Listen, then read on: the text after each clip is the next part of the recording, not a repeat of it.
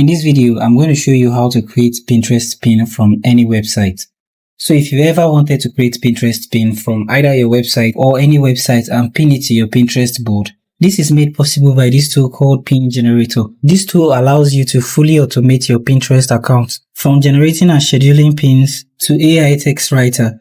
And to use this is quite simple. First, sign up for an account using the link in the description. Once you're signed up, go to your Chrome web store and search for Pin Generator and install it on your Chrome browser. I'm also going to be leaving the link to this page in the description. Once installed, it will be added to your extension list, and you can access your extension by clicking on the extension icon, and you see all the extensions installed on your computer. You can pin and unpin an extension in this section, and then you'll be able to access your extension in the extension tab. Now, on any website that you are, you'll be able to convert it to a Pinterest pin that you can pin on your board. All you just need to do after installing the extension is to click on the extension, and you see the option to scan page.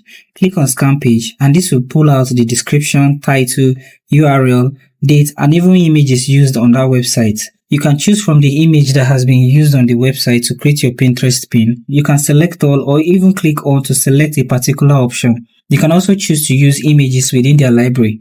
To do this, all you want to do is click on generate pins, and this will start generating pins for that page.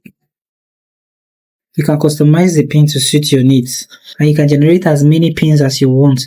You can download the pin, post it to your Pinterest, and also schedule pins. To know how to use the pin generator, you can check the link in the description or watch the video at the end. So thank you for watching this video on how to create Pinterest pin from any website, and I hope you found this video helpful. If you do find this video helpful, like and subscribe. I hope to see you guys in my next video.